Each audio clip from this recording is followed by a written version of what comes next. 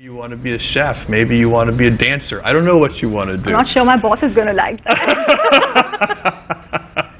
Last two But you things. do need to follow your passions. Right. Virtually all of us have fantasized about what we would purchase if we win $1 million lottery. Pictures of raving Ferraris, sunny private islands, raging yacht parties often come to mind. Billionaires and millionaires often make purchases we sometimes ignore as even an option. Would we purchase the Washington Post, or an extravagant private jet, or a clock that would count for 10,000 years, or a couple miles underground in the middle of nowhere in Texas? Well, if you're Jeff Bezos, you do all those things and more. By now, you surely acknowledge the bold, smiling face, and you'd probably have a couple of dozen Amazon boxes lying around your house that you meant to recycle weeks ago. That little company led to Jeff Bezos being the richest man on Earth, with an insane fortune of $113.9 billion. To put that into perspective, if he spends $20 every second, it will take him 177 years, 2 months, and 29 days to spend all of his cash. But Jeff is spending more than $20 per day. Though he is widely known for driving a Honda Accord, Jeff is far from frugal.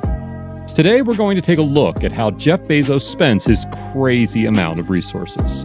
From the businesses he buys, to almost all of us wanting his mansion, to the jets he flies. If you're Jeff Bezos, you can snatch up much more than one miserly haul. Try 3 villas, a DC townhouse, and a massive ranch. Jeff Bezos owns so much real estate, he's the 25th largest landowner in the United States, rivaling forestry companies and even farms. Jeff's first significant estate purchase lies in medieval Washington, a few miles away from the wealthy CEOs of Washington, including Microsoft owner Bill Gates. Seeing that Jeff and his wife at that time, Mackenzie, put down $10 million for a 5-bedroom house, 20,600 square foot home on a 5.3-acre waterfront. The apartment includes a pool and many posh features you can expect in a mansion, but that wasn't enough. 7 years later, they purchased the neighboring home, an 8,300 square foot home with an additional 5 bedrooms and 4 bathrooms that cost the couple over $50 million. On top of that, the home was renovated in 2010 for a whopping $28 million. Little is known about the interior of the two houses, but there is an odd feeling that there is an Alexa in each room. This $88 million investment is 88 times the average American will make in their lifetime. But Jeff is anything but ordinary. He returned to purchase the most substantial home in Washington, D.C. for $23 million. The property is a 100-year-old former textile mill with 25 bathrooms, 11 bedrooms, 3 kitchens, and a massive ballroom. When Jeff wants to escape the D.C. traffic, he can slap on his cowboy boots and experience a little serving charm at his 30,000-acre ranch in Texas. His ranch is worth millions of dollars, having recently been renovated and home to Blue Origin, Jeff's space exploration company. However, it was mostly bought to give his children some playing space during the summer. Jeff also owns a $24.45 million mansion compound in Beverly Hills. He chooses to buy one mansion and then skips a neighboring one for $12.9 million, making a monster property worth $37.35 million. The property has 13 bedrooms and 11 baths between the houses, giving them quite a powerful kingdom to roam around. However, one Beverly Hills home wasn't enough for Jeff. In February of 2020, he reportedly purchased the most expensive home ever.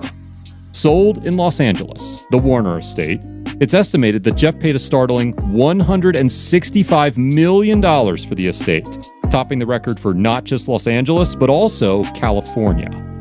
The Warner Estate was built in 1937 by Jack Warner, one of the founders of Warner Brothers. Since then, it's undergone several renovations and passed through several wealthy hands. Dimensions are 13,600 square feet with 2 large guest houses, 2 pools, a spa, a tennis court, a motor court with gas pumps, and even a 9-hole golf course. The home's interior has 8 bedrooms, 9 bathrooms, a movie theater, a bar, and fitted with floorings that were once owned by Napoleon himself. Naturally, Jeff needs a way to jump mansion to mansion, and there's no way he is stacking his family in his Honda Accord. Jeff owns a Gulfstream G650ER, which costs a whopping $65 million. The aircraft has 3 living areas, the most notable of which is a lounge area with 2 couches, a retractable flat-screen television, and a built-in wine cooler. There is also a back bedroom and a dining area with the most convenient seats on the planet. Flying in one plane will make it hard to ever fly in a regular aircraft again. Since he started dating Lauren Sanchez, Jeff has been spotted off the coast of Italy on super yachts and in Wimbledon. He recently pitched a lavish week-long birthday party for Lauren, which covers a party with high-profile celebrities like Orlando Bloom and Katy Perry. The birthday week ended with a romantic trip to Bath on a private yacht. On these trips, there is no doubt that Jeff has spent more on a single toast than most people spend on a week of food. He's known for picking unique foods on the menu, often opting for things like an octopus for breakfast. He's reportedly said that if there's something he's never had on the menu, he has to get it. Aside from fancy meals, expensive planes, and lavish properties, there are a few other places where the wealthy can spend their money. Mainly on other business ventures. And when you're as wealthy as Jeff, you can put your money in some other businesses. Jeff Bezos has invested in the Long How Foundation, a nonprofit organization based out of San Francisco. The company is building a 500-foot-tall clock that runs on day and night thermal cycles, and it's meant to take once a year for 10,000 years. The clock is built on Jeff's ranch property buried underground within a mountain, and it's intended to symbolize long-term thinking. Of course, it was also Blue Origin, which is Jeff's space exploration company. The company focuses on vertical takeoff and landing vehicles with an introduction that would allow humans to colonize space. The company is mostly funded using Jeff's money. He has been quoted saying he plans to use his Amazon fortune on space exploration, which he tries back to his fascination watching NASA missions as a child.